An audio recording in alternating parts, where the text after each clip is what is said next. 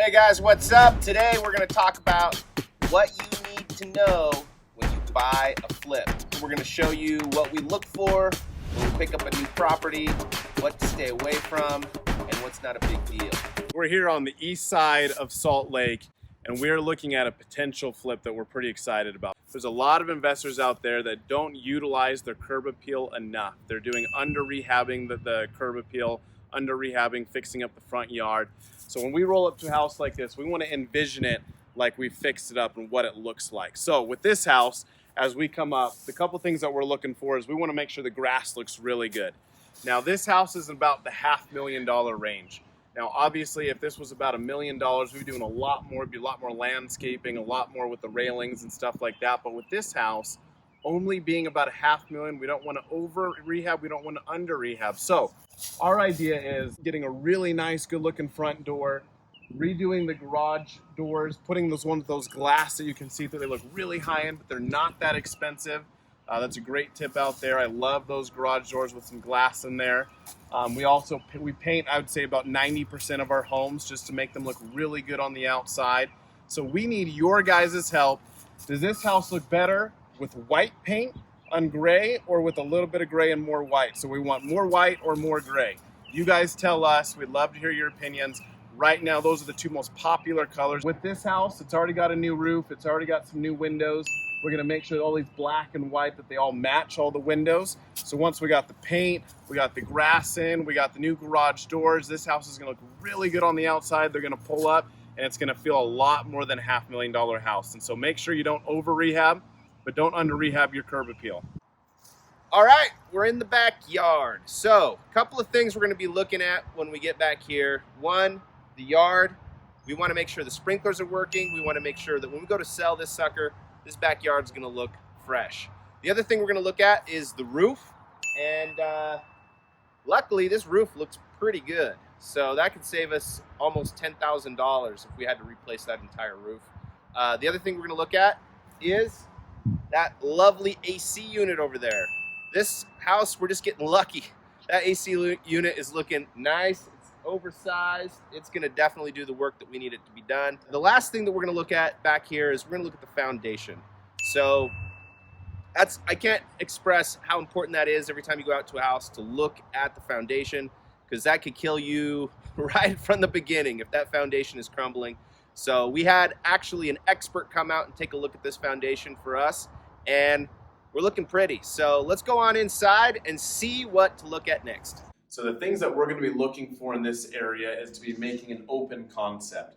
Right now, that adds a ton of value in your guys' flips. If at all possible, to make it open concept, do it. That's going to bring back so much money and value for you guys. It's going to be selling a lot quicker. It's going to be a great idea. So we're going to be opening up this kitchen into the family room, putting in a beam right here. It's actually pretty inexpensive. Depending on the span, you could be talking hundreds and hundreds of dollars, but sometimes it's not even in the thousands. So it's definitely worth it to make it open concept. We're going to be tearing out this entire kitchen area, redoing it all, making it a lot bigger, putting in a big island. And right now, those shaker style cabinets, those are really popular. So we're going to be doing the shaker style with the gray cabinets, maybe some navy blue. You guys can decide that. We also have some countertops. We usually like to go quartz, solid surface sometimes, depending on the purchase of the home or the sale of the home. And so we're going to be updating this entire space. Laminate flooring, one of our favorite flooring styles to use right now. It's pretty inexpensive. It looks high end. It's durable. It can be water resistant. It adds a ton of value for a very small cost. We're probably doing our laminate about $1.50 for this type of price range, and it can go up from there depending on the sale of your home. But this area where you throw in the open concept, the laminate floors, tie it all in together. We're going to do the white on white walls. It's really popular right now. All of the new builds started doing it years ago. Everyone started picking it up. Now all the homes, everybody loves that white on white, back to what our grandparents used to have. But it's back in, guys. That happens all the time. So this area is going to look big. It's going to look huge. We're going to have the open spaces, the huge kitchen. It's going to be a real selling point. The value that is going to be in the kitchens, the bathrooms, those are your money makers. So we're not going to spare many expenses here in the kitchen. You guys will see as we go through this process. I'm in the living room. So like Matt was saying, we're gonna open this wall up. So this whole room is gonna be the kitchen slash family room. A couple other things we're gonna do. We're gonna do the 4 or 5 inch baseboards, just a flat baseboard, get rid of these ugly things. And it's all gonna be white. So white baseboards, white walls, white ceiling. That way people can get in and do what they wanna do. A lot of people just leave it the way they want it. So, and that way if they wanna do an accent wall or they wanna do something different, they can. One thing we are going to do in this house that we've been doing in our other houses recently is we are going to do like a wainscoting accent wall. So it's actually going to be on this wall in the kitchen, but it looks really nice and it just makes the whole house pop. It feels like you're in an upscale home and it's fairly inexpensive to do. So we're going to look for things that are inexpensive to do, but add a lot of value, and that's one of those things. Okay guys, we're here in the bathroom. This is the guest bathroom. There's very few times that we walk into a potential flip that we're not gonna just gut the whole thing. And this is definitely not the exception. We're gonna be taking the whole thing out, redoing it. What we love to do in all of our flips is we love to do tile surround in the tub area. I think going from an insert to tile, doing some sort of subway or something along the lines of that adds a ton of value because the bathrooms and the kitchens are what sell the house. Don't skimp out on your bathrooms, do the extra tile, do the extra looks. Make sure that you know what's in style, what tiles are gonna get you the most value. So here we're gonna be gutting this new vanity, new toilet, updating the doors, updating the paint, updating everything in here. It's gonna look really good, and this is what's gonna bring a lot of that value to the buyer, and this is what's gonna sell the home. We're in the master bedroom now. Master bedroom is super important, especially in Utah. One of the things we're going to be looking for is an ensuite. Ensuites they're just so in demand. Once you're above a certain price range, you almost have to have one. I think, at least in Utah, if you're under 300,000, you can maybe get away with not having an ensuite. But the kind of that 300 and above, you're always going to want a walk-on bathroom from the master bedroom. We're going to be doing some of the same other things in this room. We're going to do in every other room. We might do an accent wall in the master bedroom, which just kind of sets it apart from the rest of the house. You have to remember the people who are buying the house are going to be the ones using the master bedroom most of the time. So if you can appeal a little bit to their taste, that's going to go a long way. So let's take a look at this master bathroom and see what we can do with it. We are pretty much going to keep everything. No, we're not. Especially the shower, we're going to push it back, give this a little bit more space. We want this room to breathe. We want it to feel big, even though it's not. So we're going to do everything we can. That's another reason we like white walls, especially in these small, cramped spaces. The more we can make it feel bigger, the better it's going to be for us. So we'll replace the vanity here, the light here, get rid of these old school mirror, tray things. And just make this feel as big as possible. So we're here in the dungeon, the basement. We have a lot to do down here. So we actually were looking at comps. We wanted to add a bathroom. We noticed that all the comps that we were pulling had 4 bedrooms and 3 bathrooms. So we definitely felt like when we came in here, we needed that same thing. It's not a huge basement, but at the same time, this bedroom right here that we're going to enlarge is not going to have a bathroom down there. They're going to have to go upstairs. And we've tried to sell homes like that before. That's been an issue and big complaints.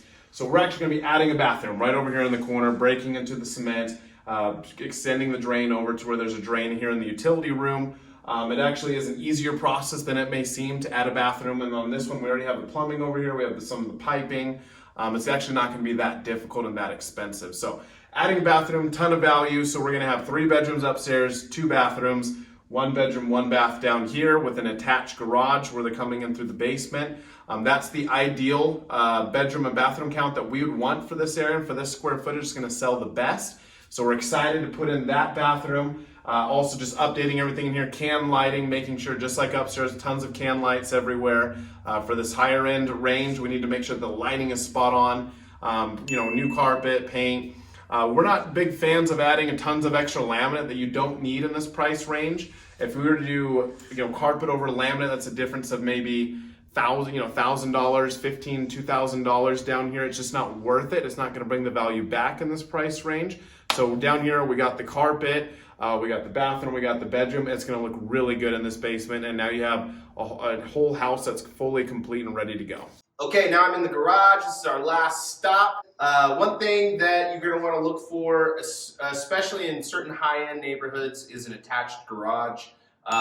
We ran into one problem recently in one house that we sold where we were trying to sell it for above $800, but that not having an attached garage really kind of set us back. So one thing we like to look for, especially when we're selling in a higher-end neighborhood, is an attached garage. This garage has an opener, but this one doesn't. So we'll be putting a garage door opener there. Also, some of this electric, as you can see, they've kind of just jerry-rigged it. So we're gonna have to put in some electrical outlets here to make it a little bit nicer and smoother. But other than that, this garage looks pretty good, and it's gonna help us a lot to retain that value. So here we are at the end of the house tour. Some of the things that we wanted to mention that we do on our due diligence on every single house. We always run a METH test on every single home. That can run you back $5,000, $10,000, $15,000 depending on the size of the house if you buy it with METH. The other thing is we always do a sewer scope on the main sewer line. That can be tons of money if you have to redo that. We've actually had to redo some. So learn by our mistake. Yep. We always check also the utilities, the furnace, the AC, the water heater, make sure the condition, make sure they're working, because if you get in there and you realize you have to replace all of those, you're talking maybe $5,000, $10,000 to replace all of those units. And so make sure those are in good condition before you buy it. If not, make sure you budget for it. Well, thanks for tuning in, and we'll keep you posted on this house. We'll shoot some more videos as we go so you can see the progress. Feel free to ask any questions you want in the comments, and we'll try to respond to most of them. Or Some of them. Maybe one. Okay, that's our show for today. Don't forget to subscribe. Check out some of our other videos we'll be posting. And we'll see you guys on the flip side. And remember, don't hate Real estate.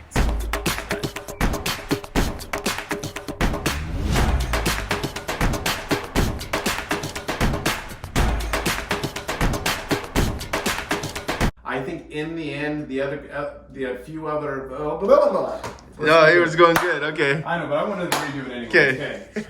Hey, all you cats and kittens.